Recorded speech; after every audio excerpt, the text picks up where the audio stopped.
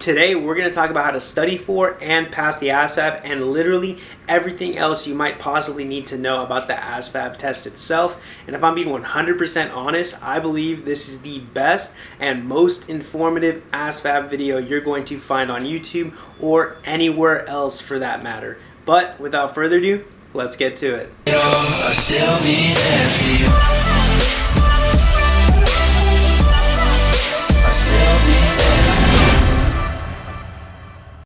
What is up, guys? Ben Allen back again with another video, and today, like I just said, I'm going to be talking about the ASVAB and everything that goes along with it, you know, what you need to know. Before we get into that though, a little background information on myself. I did 4 years active duty as a 68 Whiskey combat medic. I recently just got out as a sergeant. I did a little bit of time in the civilian side, and I just recently joined the Army Reserve. So I have the active duty knowledge and the reserve knowledge should you guys need it for future videos, so be sure to let me know. And now this video, guys, is going to be amazing, mostly because I'm providing my own personal experience with taking the ASVAB, and I brought on two special guests, two National Guard recruiters whose job it literally is to prepare future soldiers to take this test and score high so they can get the jobs they want. And without further ado, I'm going to go ahead and introduce my two friends, Sergeant Varoucha and Sergeant Swartz. So here you go. My name is Sergeant Varoucha, and I'm an Army National Guard recruiter in New Jersey. You can find me on its_G-Team on Instagram and NJ Recruiter on TikTok. Yes, we do TikTok now. I'm here to talk to you about, just like everyone else, the ASVAB, the most popular freaking test, right, in your recruiting process. It's exciting, right? It's exciting to go through the process and learn about everything. What's more exciting is you getting the maximum score, the best score you could get on the ASVAB. And we're going to show you how to do that. So that's what we're here for. I'm going to be using my phone because I get to go out of topic a little bit. So I'm going to use my phone to keep me in this flow that we're going to have, all right?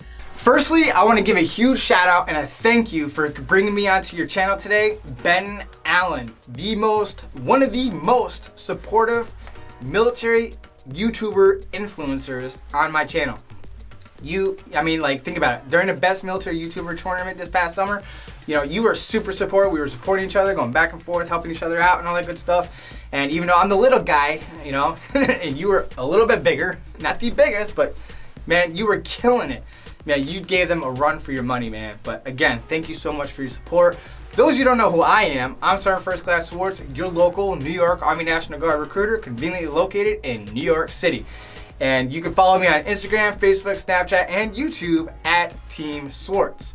Again, thank you so much for bringing me on here because we're going to talk about the ASVAB test. Thank y'all so much for coming on and helping me out with this video. I really, really appreciate it. It's going to be a great one. And thank you to the viewers for clicking this video and showing that initiative that you want to succeed and you want to score high on the ASVAB, because that's going to set you up for success for your future military career, guys. And before we get into the meat and potatoes, I just want to do a quick overview of what you can expect, in the following segments of this video. So first, we're going to be going over what exactly is the ASVAB. We're going to go over the line scores and how they help, with your job selection and what they open up. We're going to talk about how it affects green card holders, non-U.S. residents, moral waivers. We're going to talk about what to wear, what to bring when you go and test for the ASVAB, where you test for the ASVAB, and so much more, including study tips and websites that can help you guys out when you're trying to actually sit down and have a good study session. I'm super excited, and what you guys can do, if you're excited as well, is like this video, comment down below what you're nervous about, what you're excited about, and what you're looking forward to about being in the military, and also subscribe to the channel and hit that bell notification and turn on all, and then you'll be immediately notified whenever we post new content, because I post basic training videos, going over your first duty station, AIT, medic videos, infantry videos, anything that you could possibly think of that's Army related, guys. I do videos on it, and that would also set you up for success. Now, jumping straight into the topics at hand, here we go. First, I'm going to talk about little tips, questions that I get asked the most on my Instagram. And then I'll go into giving you guys the full study guides, what you need to do, where to find stuff to study from, and to prepare. All right, so let's get to the Q&A real quick. So what is the ASVAB, right? The ASVAB is your military entry exam for any branch of the military. So you want to join the Marines, you gotta take it. You want to join the Air Force, the Navy, the Army National Guard, the Air National Guard, the Coast Guard, you name it, you have to take this test. That's what it is. All right. What does the ASVAB measure? Right. So the ASVAB measures your ability to qualify for MOSs. It measures your English, your math, your spatial recognition, your general science, mechanical, shop, electrical. There's multiple categories and portions of the ASVAB. We're gonna go into those later. All right. For right now, just keep in mind it measures your ability to qualify for an MOS, a military occupational specialty. All right. You see my beast right there? A little cool background. So I'm pretty sure they explained it to you, but if not, the ASVAB is an acronym. Armed Services Vocational Aptitude Battery Test, consisting of 9 sections. The 4 main ones, which helps create the AFQT score of 31% or better, meaning can you pass the test with that score, of the math, arithmetic, word knowledge, and paragraph comprehension.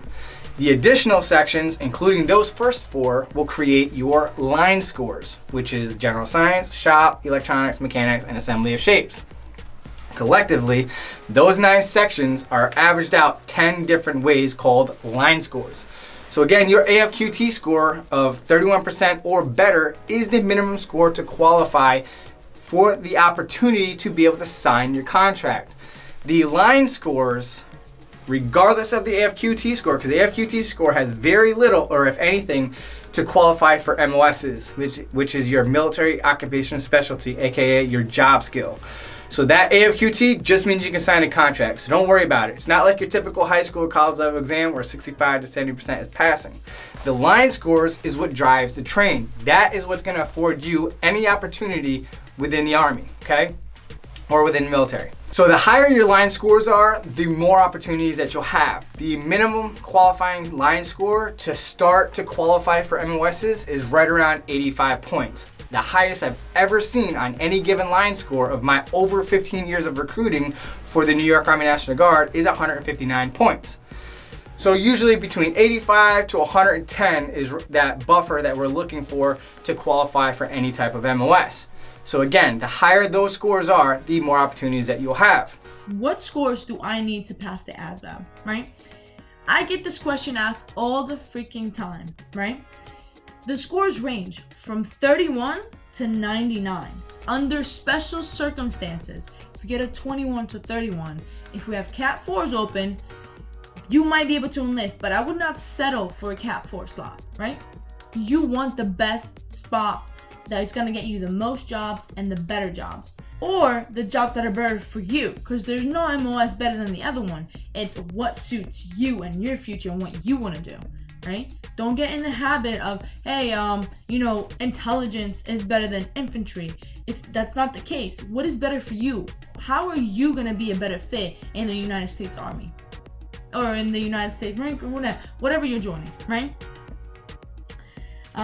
So if you just get in the habit, if you get under 31, you're failing, right? I always tell my applicants, if 50 or over is super good, like you're above average. 50 or under, you're kind of like under average. A 31's passing. Hey, you got a 31, bro, like good. You could have sneezed and got a 30, but you got a 31, so we passed, right? So you're good to go. Keep in mind, right, there are people in the military right now, people like me. I failed my ASVAB twice. My first time, I got a 16. My second time, I got a 19. My third, I had to wait 2 months before I could even take the next test, right? My third test, I finally got a 48. I had to study my freaking ass off, but I made it happen. So if you fail once, don't get discouraged. Some of us have been through it. We know what it feels like, so you'll be good to go. Trust me. Another thing is, if you get a score that's good enough to enlist, but maybe down the line you want to improve it, you can do that through the military as well, right? So all states, I know for National Guard especially, we have what it's called the GT Enhancement course. You could find this class in your educational center in your base.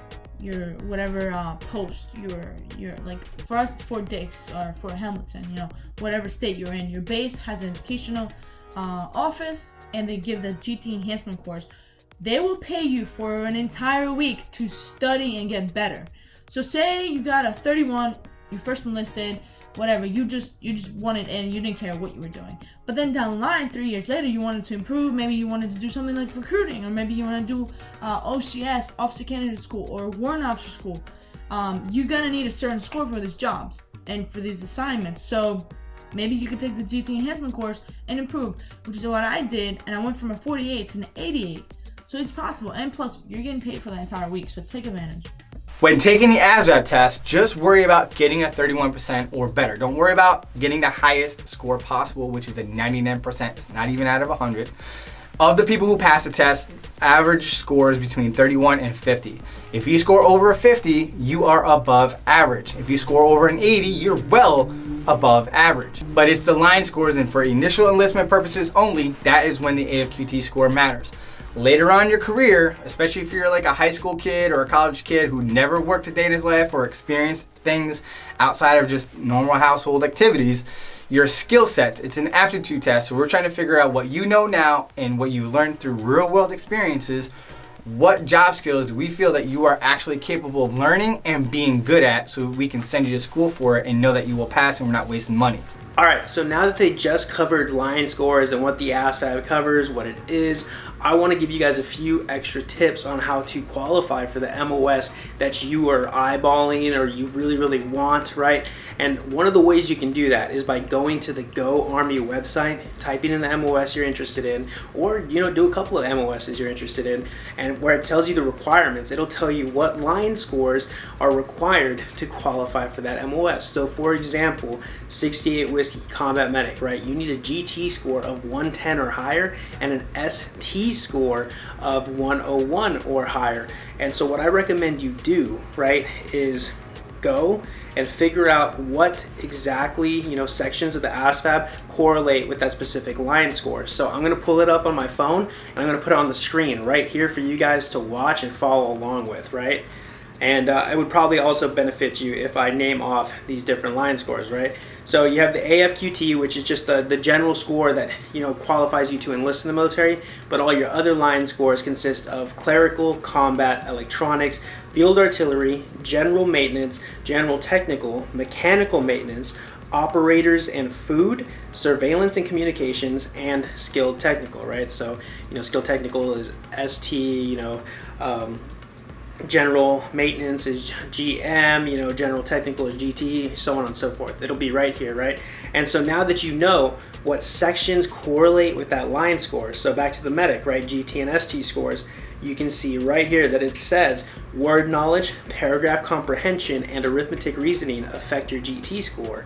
And for your skilled technical, word knowledge, paragraph comprehension, general science, and mechanical comprehension and mathematics knowledge correlate to the ST score. So one of my tips to you guys is when we give out these study guides and websites, focus primarily on those different sections that affect that GT score or the ST score, whatever line score it is you're trying to improve. Because if you do that, then chances are your line score is going to be higher and you'll qualify for that specific MOS you want. I wish I would have known that too when I was coming in the military, because I just took the ASVAB on a whim, but more on that later. And I know I get this asked a lot. What about infantry? What scores do you need to be for infantry? So if you look it up, it'll tell you that you need a combat score of 87 or higher. So pull out the phone again, right? Got the picture. Combat consists of word knowledge, paragraph comprehension, auto and shop and mechanical comprehension. So those are all things that are going to factor into your combat score, so you can focus on studying for those as well if you want to boost that up, and so on and so forth for any other MOS that you would like to know or score higher on. Now with all that being said, great tips, we're going to move on to where do you take it, how long generally is the test, and a little bit about green card holders and non-US residents and how taking the test and joining the military affects them. All right, so here you are. Who gives the ASVAB and where can you take it, right? I think we all know that recruiters give the ASVAB. However, they don't really give it, right? They give you the practice test. They give you, hey, here's a practice test. This practice test is 30 to 40 minutes long. You'll go to the recruiting office, you'll take it, and it's going to give you an idea of what you're going to score on the real thing. But it's not necessarily the real deal. The real deal is a scheduled exam at MEPS, right? So you'll drive wherever your MEPS is with your recruiter or your recruiting ADOS, and then you'll take it there, right? The real test is 3.5 hours if you don't take bathroom breaks. Don't take bathroom breaks because you lose focus, right? And you just don't take bathroom breaks. You just take the whole thing, right? 3.5 hours, and then you gotta take a TAPAS, which is a psychological test after the ASVAB. Some other things to factor in on whether or not you're going to qualify for certain MOSs. A big one is, are you a U.S. citizen, either born and raised here, or if you are a naturalized or certified U.S. citizen. That is a requirement for a lot of MOSs. However, if you are a green card holder, having your permanent resident status as a lawful legal permanent resident, that's going to severely limit you to opportunities within the Army. The reason being is the majority of the MOSs that we have in the Army require a secret clearance or higher. So in order to qualify for those, you have to be a US citizen. So you may have to settle for something a little less exciting, take a step back to be able to take a giant leap forward. So you may have to settle for an MOS just to get your foot in the door. The benefit of doing so as a green card holder, if you have any aspirations of getting your US citizenship, we will waive your US citizenship application fee of close to $1,000 and expedite it so that around the 1-year anniversary of you graduating from Army basic training, you will be called in for your US citizenship ceremony. You will bring your N400 and your N426 to the basic training site, and an 06 has to sign it, and then you can submit it. They will process your verbal and your written test, and then again, around that 1-year anniversary, you will get your US citizenship. That, in of itself, will open up a floodgate of more opportunities within the United States military, or in our case, the United States Army. All right, great info. So now hitting on where you take it, just a little personal experience for myself. I took it in high school, guys. I had the opportunity as a junior to go and take the ASVAB, mostly because the different recruiting stations were hosting it at our school in our library. And if I'm being 100% honest with you guys, I did not study for the ASVAB whatsoever. I literally took the ASVAB to get out of class, and I had no intentions of joining the military at this point in time as a junior, but I figured, why not? I don't want to go to football class. I'll go and take the ASVAB. And I was surprised, guys. Like, it was actually turned out really well because I scored a 70, and I wasn't even trying to score a 70. I just took it, to take it. And what I realized is that if you're in high school right now, chances are you can score a little better as opposed to somebody that hasn't been in school for a while, if they haven't been in college for a while. And mostly because when you're in school, you're learning all that stuff already, right? Like, I had already taken chemistry, biology, physics, math, all that stuff, guys, English 4, and it had helped so much because I was just transferring that knowledge from my high school education onto the ASVAB, and turns out I scored pretty high. So if you're thinking about, oh, well, they're having the ASVAB here at school, but I don't want to take it, I'll just wait until I'm actually ready to enlist once I'm out of school, and, say that happens, right? But you end up, doing a job at McDonald's, or you're working in the oil fields, or you're just doing a job in general, and you've been out of school for a litlittle bit. That knowledge is kind of fading away because you haven't studied it in a long time. So now when you go to take the ASVAB as a 20-year-old or a 19-year-old, I don't know when do people get out of high school nowadays? Whatever, you know what I mean? And so you're gonna have less information available to you in your head when you're taking the ASVAB, and chances are you might score a little lower as opposed to just taking it as a junior or a senior in high school when that knowledge is fresh from learning it in your classes. And another thing that helps when you're taking it is that you're in an environment that you're familiar with. You're in your high school. You're in a library that you go to probably a couple times out of the month, and you're taking it with people that you know. I literally took my ASVAB test with my 2 best friends that I grew up with. We'd known each other for like maybe 12 years at that point in time, and my cousin, who was literally on my right-hand side, just taking the test with me. I felt super comfortable. I had a fun time taking my ASVAB. and it was just super easy. And bam, you get your results back, and they're like, hey, cool, you got a 70. I was like, awesome. So that's just a little advice to you high schoolers out there. If you have the opportunity to take it, definitely do it. Show that initiative. And if you're not really, they don't offer it at your school, maybe another school is, or college campus. I would definitely talk to the recruiters beforehand, before you even plan on enlisting, seeing like, hey, where can I take the ASVAB? Because that test is going to be good for 2 years after you take it. So it's a big plus, guys. And you want to do it while that knowledge is fresh in your mind, all right? And that's just my 2 cents on that. So definitely, take it with a grain of salt, take it how you will, but I highly recommend you guys do that if you have the option to, you know what I mean? All right, so now we're going to move on to moral waivers and what to wear and like what to bring when you actually go to test, all right?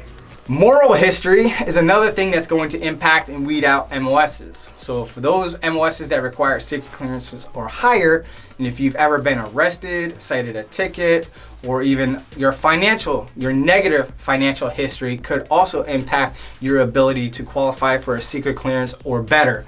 So with that being said, if you have a negative debt, let's say you owed a cell phone company $250 and it went to collections and you never paid it, right? So you're either gonna have to pay it off or come up with a payment plan, no matter how minor it is, get it in writing via email or snail mail, and get right with that company. So that way, when you're going through the application process, depending on the amount owed and the current status of that negative debt, the investigator, the initial interview will determine whether or not you're gonna be qualified or eligible for that MOS. So if you're going for a secret clearance and a minimal amount, but you came up with a payment plan to show good faith that you're gonna pay off that debt, they may approve you for that MOS. If not, you're gonna have to take a step back and choose an MOS that does not require a secret clearance. What can you expect?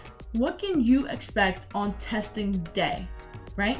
So I'll give you the whole spiel of what I tell my own applicants here in New Jersey. I tell them, hey, here's what to wear.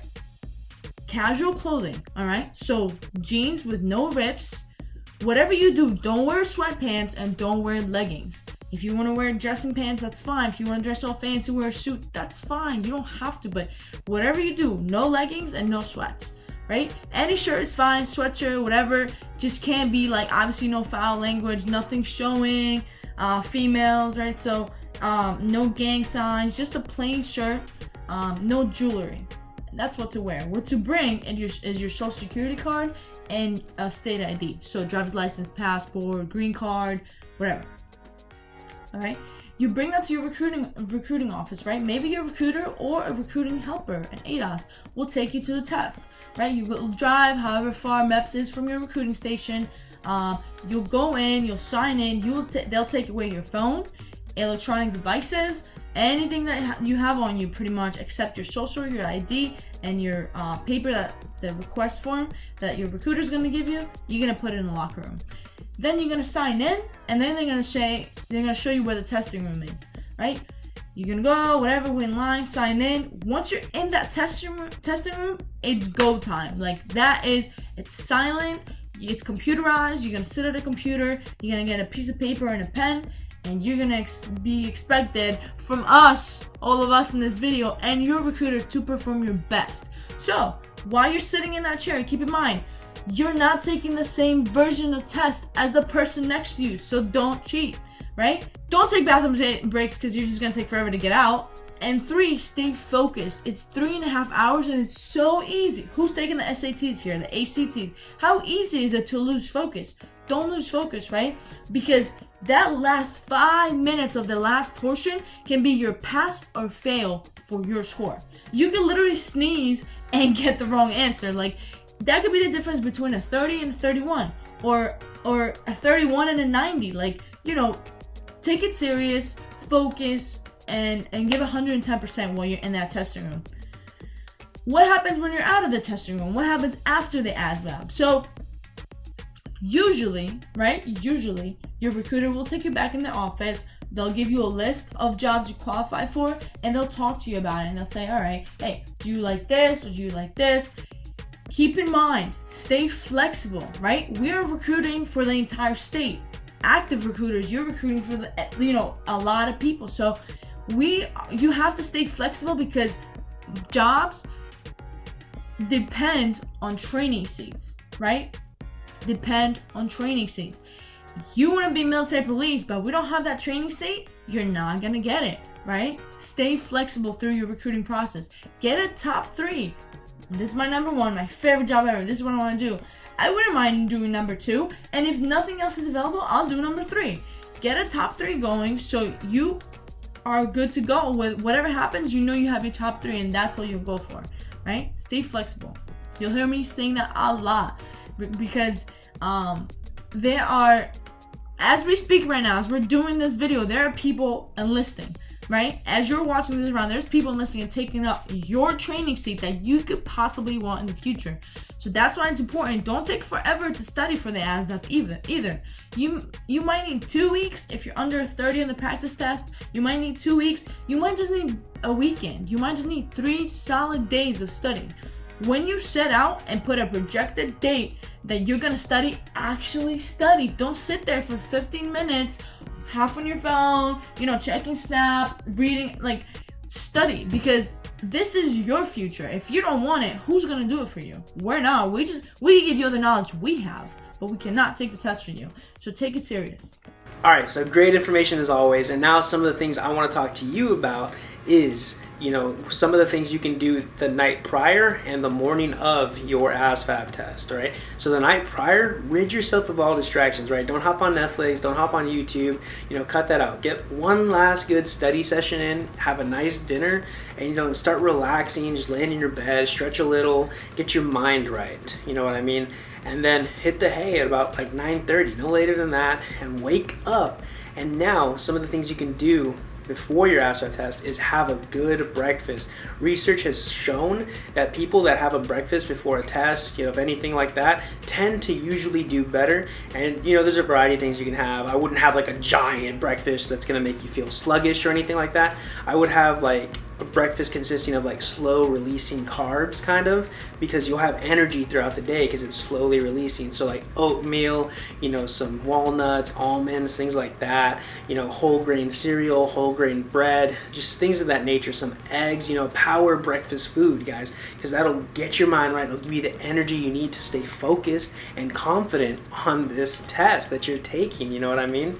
And one more thing that you can do before taking your test is kind of limit the use of your phones the day of, just because social media, it's great, right? I do most of my stuff on social media, but it is also a big distraction. You have Twitter, Facebook, Instagram, Snapchat, Tinder, all of that stuff, you know what I mean? And say you see something you don't like on Facebook, somebody doesn't line up with your political views, or somebody comments on your Instagram picture and it's just negative. It's gonna bring down your mindset. You're not gonna be as focused, because then you're gonna be thinking during the test oh, well, why would they say that? Or why did this person post that? Or, oh, I can't stop thinking about that funny meme that I saw on the internet. And it's just gonna mess with your mind. So kind of just distance yourself from using your phone before your test. After, go crazy, man. Take a selfie at MEPS, post that. Just be yeah, just took the ASVAB, wearing your army shirt that you got from the recruiter. You can do all that after you take the test, okay? And those are just some of the things that you can do the night prior and the day of that I've personally done for big tests whenever I had to take them, you know what I mean? So it's just something you guys can take with you or not, but it definitely helps. So now with that said, we're gonna move on to what kind of questions do they ask you on the ASVAB / what do the sections consist of, and just a little general overview of, kind of the subject matter of the ASVAB. So here you go. What kind of questions will be asked on the ASVAB? And we already kind of talked about this, but I'll break it down a little bit more about the testing areas. So you're testing on general science, arithmetic reasoning, word knowledge, paragraph comprehension, mathematics knowledge, electronics information, auto shop information, mechanical comprehension, and assembling objects. All right, so you have 1, 2, 3, 4, 5, 6, 7, 8, 9 parts of the ASVAB, and that's why it's 3.5 hours, right? What we want you to focus on as recruiters is your math and English. So your math, arithmetic reasoning, and mathematical knowledge. and your English, which is your word knowledge and paragraph comprehension. These two right here make up the majority of your test scores. So that's why we want you to study those. Because we know that if you don't know auto shop, right? If you don't know mechanics, like, you're not going to learn those overnight. And we don't expect you to. We just expect you that you give it your 110% best educational guess, right? And maybe you'll get it right. And maybe you never even did a freaking day in electronics, but you get that question right?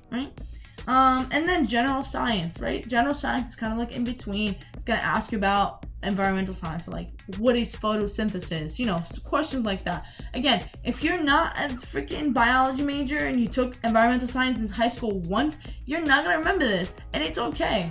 That's why you got to freshen up, right? Alright, so, hit the nail on the head with that area right there. What kind of questions can you expect, things like that. Now, I want to give you a couple of my own study tips that I've used on big tests, guys. And when I say big tests, I mean like the NREMT to become a 68 whiskey, because that test was super hard, a lot of studying, right? And in the next section in this video, they're going to be giving you these websites, they're going to be giving you all these study tips, apps that can help you out, that you can click on. Everything's going to be in the description box below and in the comment section, so it's going to be super accessible to you guys. Just literally a click of a button, it'll open up the website to help you study, and literally you can apply the study tips I'm about to give you whenever you're on these pages. That way you can get the most bang for your buck whenever you're having a study session. Alright, so some of the study tips that I've actually applied to my own study sessions is I would get whatever material it is I'm learning, right? So the way I did it, I was learning out of my EMT book, right? I would highlight the important stuff, I would make flashcards, I would write the important stuff down, and then kind of the stuff that I knew I would need to know but wasn't as important, and I would highlight key words because I would associate the color to that word. So I would think of the color in my head and I'd be like, oh, that means this, and so it would just pop it up for me because I would have that photographic memory kind of thing and that color word association, and that's just something I've personally used. And then another thing is 30-10, right? So whatever I was studying, however I was studying, I would do 30 minutes of that particular study session, and then I would take a 10-minute break. I would go to the restroom if I needed to, relax, just refocus myself pretty much, if that makes sense. And then I'd hit another 30-minute session, right? And I would do that for about 3 to 4 times until I felt confident that I knew a little more than what I did when I first started that study session. And I would go to bed, and then I wouldn't push it, I wouldn't exhaust myself studying. Once I felt tired, I would go to bed, because sleep is going to be really important, and you want to wake up the next day to hit a couple of more rounds, in studying. You know what I mean? And that's what I've done personally, and I feel like that is one of the best ways that has helped me, because I'm not cramming everything into my head. I'm not trying to remember every single thing all at once, so I'm not getting overloaded. You do not want to overload yourself with studying, because then you're going to hate it, you're not going to want to do it, it's going to suck, and you're not going to have a good time. And 2 other things that you guys can do is focus on, when you feel more energized throughout the day, right? So pretty much study during the time of day that you have the most energy, right? Like I'm a morning person, so I have a lot of energy in the morning. I want to get everything done as soon as possible and, as best as I can in the morning, because I know once it gets to the afternoon, I'm not going to want to study. I'm not going to want to do things like that. That's me. If you're more of an afternoon guy or a night owl, and that's when you get your best, most energized study sessions in, do that. Do what's going to work for you in terms of picking the right time to have that study session. And also focus on how you study, right? Like, how do you best learn? How do you best take in new information? Are you an auditory learner? Are you a visual learner? Are you a hands-on learner? Are you a mix of them? What is the best way for you that you retain information, right? So whatever it is, all the links we're going to have available have a variety, right? Khan Academy has videos, YouTube has, specific mathematic videos, word comprehension videos for you visual learners. Spotify has, audio for you guys that you can listen to, whether it's podcasts or just general, audio, or you can just throw it on YouTube to listen to the audio portions as well. You don't have to watch the screen if you learn through the auditory method. And if you're hands-on, then hey, get a practice test out on your phone, study it, you're clicking things and you're feeling like you're learning more. Or if you actually have to write down the cards, like I said, that's what I did. I would write down stuff also because I would commit it to memory a little better. So you gotta know yourself in this situation. You gotta know when you're more energized during the day and also how you learn the best. And you have to apply everything together to have a really, really good study session, and you'll be better off for it, guys. So now with all that being said, we're going to jump into the last portion where they're going over the specific study tips and websites and materials and apps that they personally give their new recruits to study for the ASVAB. This is 2 recruiters, guys, giving you all the information that they personally give to their future soldiers. So definitely take it in. Everything is going to be in the description box. Comment down below what you're most excited for, what website you think you're going to use first, all that stuff once you actually see the list. So without further ado, here it is. Again, the 4 main sections that drive the AFQT score to be able to join is paragraph comprehension, word knowledge, arithmetic, and mathematical knowledge, okay? So that being said, the 2 things that you can impact the most is math and arithmetic. Forget word knowledge. Unless you memorize every word in the dictionary, it ain't happening. Paragraph comprehension is more strategy than anything. Read the question first, then read the paragraph. Once you find the answer, stop reading, because the rest is just fluff and a waste of time. Then when reading your multiple choice answer, read the entire answer before making that your final selection, because oftentimes, that first half of the answer sounds correct. Because you're rushing through time, you're going to assume that the rest is correct and not realize that the second half of that answer is wrong. So always read the entire answer before making that your final selection. When in doubt, for the entire test, if you cannot make an educated guess, choose option 3, same thing when they said C in high school. With that being said, the 2 things that you can impact immensely in a short amount of time is math and arithmetic. So the 2 websites I recommend for my applicants to study is khanacademy.org and asvabtutor.com. So I'm gonna go straight into the study guides right now. All right. So pay attention. This is everything I gotta give you. Everything I give my applicants to make them successful, right? So if you gotta take a pen and paper and write this out, or take your phone and write this, I'm gonna give you 3 websites. One is asvabtutor.com, ASVABtutor.com. Another is mometrix.com, mometrix.com. Another one is 4 tests.com. These, so they look like this. This is literally a message I sent my applicant, right? Just go on your website, you paste on the URL, or Google these, you'll find them easy. All right, you can take free. They're free, right? ASVAB practice tests, and a guide to maybe, because the practice test won't give you the question. You know, they won't tell you what you got. They'll tell you what you got wrong. They won't tell you how to fix it. So maybe you don't know how to solve for X, and you need to learn how to solve for X. These are the guides that'll give you that answer. My favorite one is the app, the ASVAB app, and it's right here, right there. If you open it, and it's gonna look like this. I don't know how much you can see it right now. So you have your general science, your arithmetic reasoning, your word knowledge, paragraph comprehension. All the categories in the ASVAB will be in this app.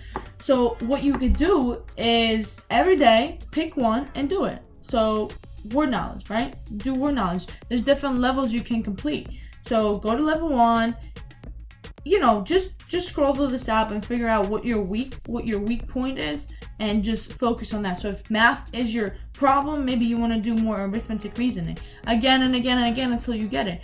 And another thing, technology, girls and boys, like, we have technology. You can Google a question that you don't know, and some geek, there's nothing wrong with geeks, some geek out there would literally take the time and spell it out for you. There will be a video out there to show you exactly how to solve for X. So copy and paste that question, put it on Google, find out, because I'm telling you, those questions, especially percentages and stuff like that, they will be on the ASVAB. So that's what you want to do, right? Find out, because they only change the numbers. They won't change the formulas or how to solve for the actual problem. They just change the numbers around. So if you learn how to solve for it, every time you'll get that question right. All right, so that's the app. Another good thing with the app, the ASVAB app, if you guys have an iPhone or Android, all you gotta do is go to your App Store, your Play Store, and put in ASVAB. It's the second thing that comes up, and that's the thing. They have the actual test. So there's a test simulator right next. It says ASVAB practice and test. You literally click on the test and you start taking the test right on your phone. Just have a pen and paper by you, and don't use a calculator because you cannot use them on the real test. So don't cheat yourself out. and just take it. See how you do, right? That's another thing. And the final thing I want to show you guys is the study guides on YouTube.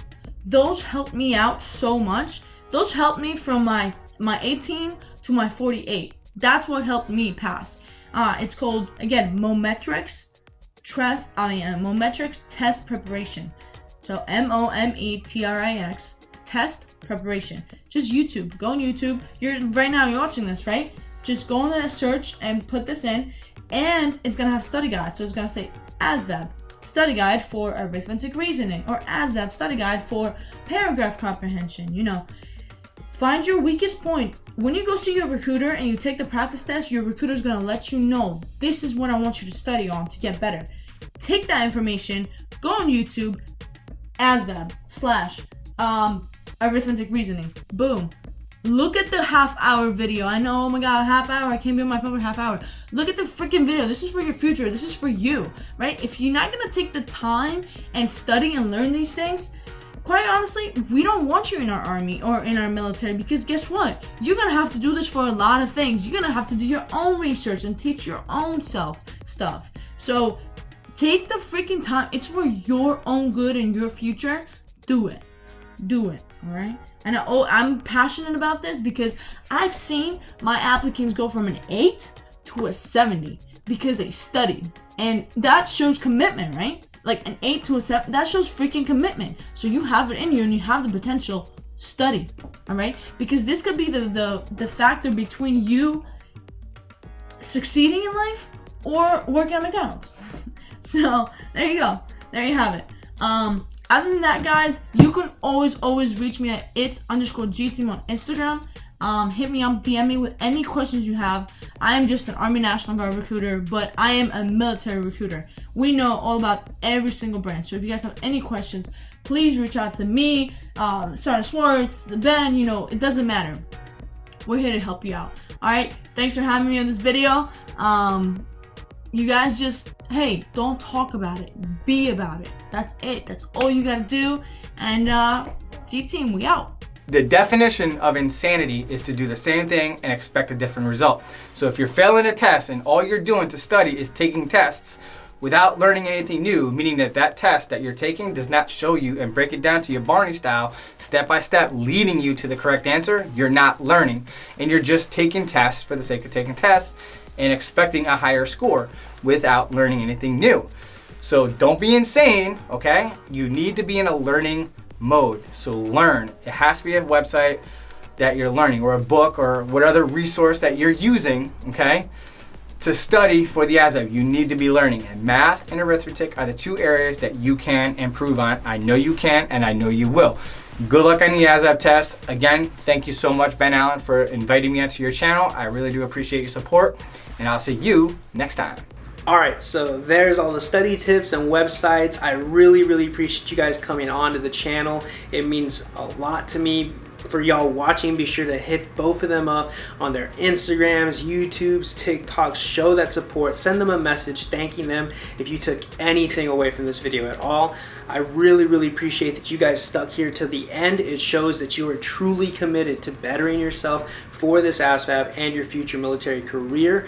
And if you took anything away at all, please like this video, give it a big thumbs up. It really helps the channel reach a larger audience, and it gets this information out there. And hey, if you're interested in basic training videos, 68 Whiskey combat medic videos, infantry, going to your first duty station, you know, how are drill sergeants, anything like that, subscribe to this channel. I promise you we have a lot of videos covering a wide variety of topics pertaining to the military, you know, specifically the Army, and it is just great stuff. It'll definitely help you out or help out some of your friends or family that are going into the military.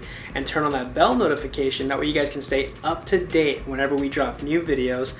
And if you have more personal questions or you don't feel comfortable asking in the comment section, or you just want to follow me on Instagram, feel free to do so at Ben_Allen175. It'll be here on the screen for y'all.